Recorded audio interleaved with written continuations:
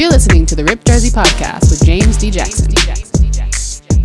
Hello and welcome again to the Rip Jersey Podcast. I'm your host, James D. Jackson.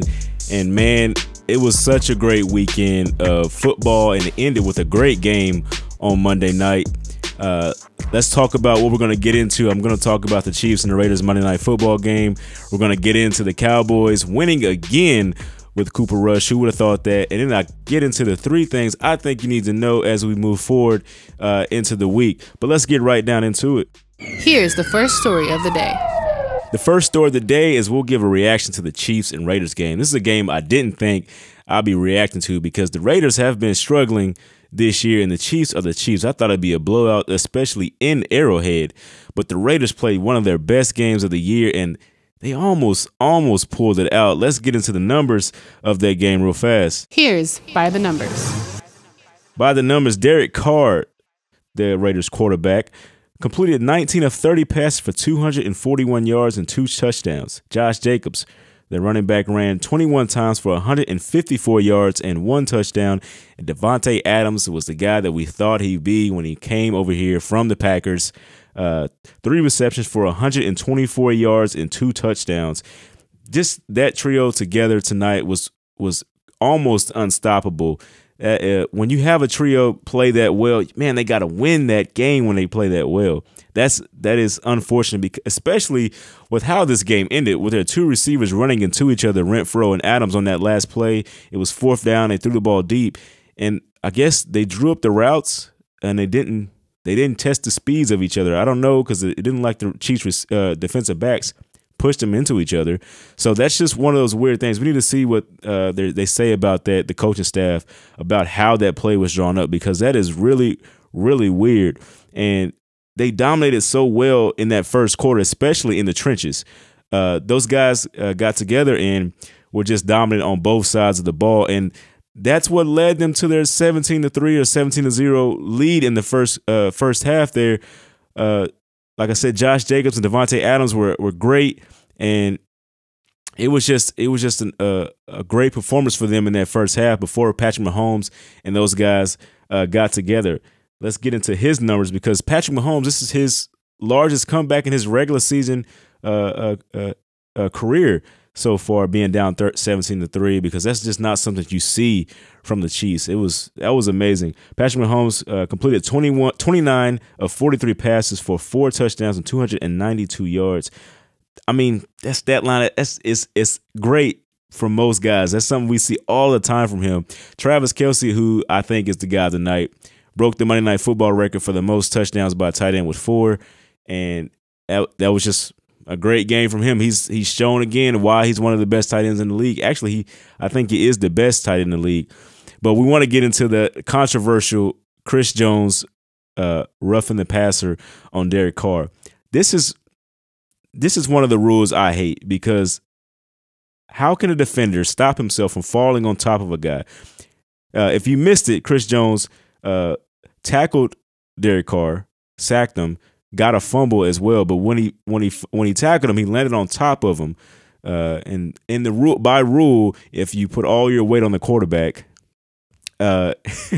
which sounds crazy, yet when you put all your weight on the quarterback, it's roughing the passer. So we had what happened to Tom Brady this past weekend, where Grady Jarrett threw him down too hard, is what the referees said.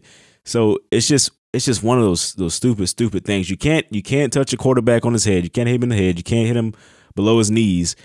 I kind of get those. Those are fine, especially below the knees. That can cause a lot of injury. But this is a violent game. It's a rough game for a guy not to be able to land on top of another guy when he's tackling him.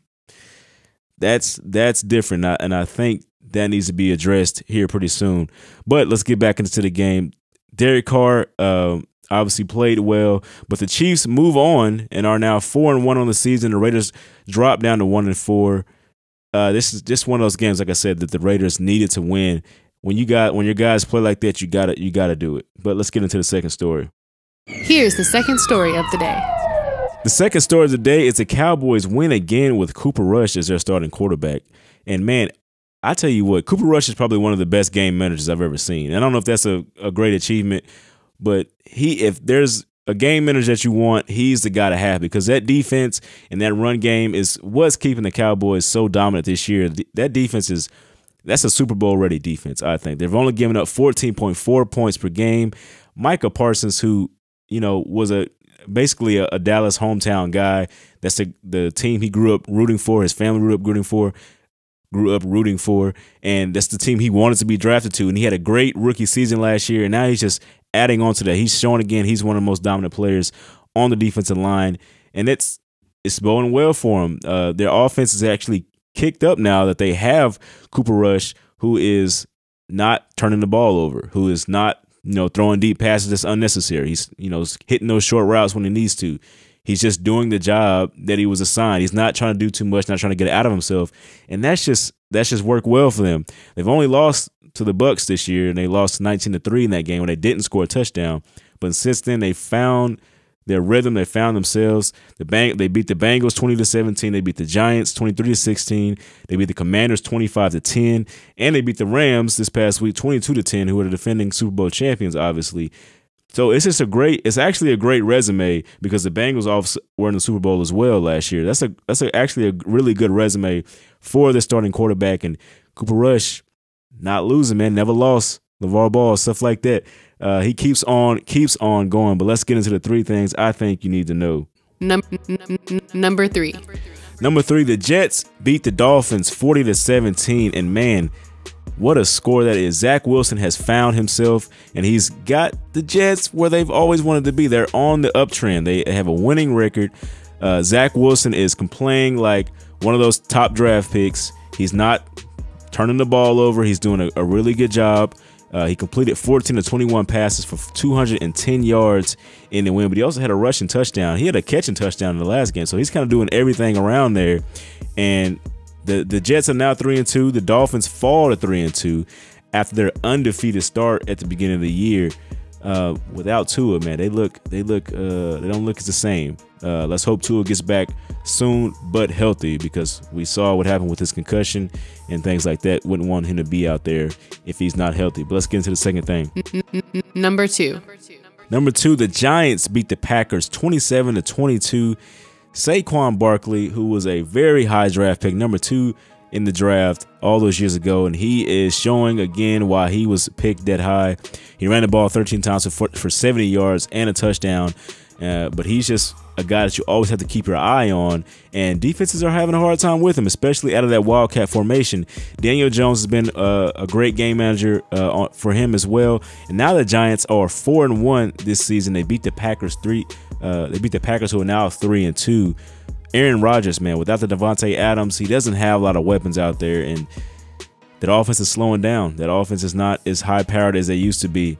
That's something that I would like to see going forward, see how they adjust to this, because now there's 2 losses for them. Number one, as you probably could tell, the Eagles took down the Cardinals 20-17. The Eagles stay undefeated at 5-0, and the Cardinals dropped to 2-3.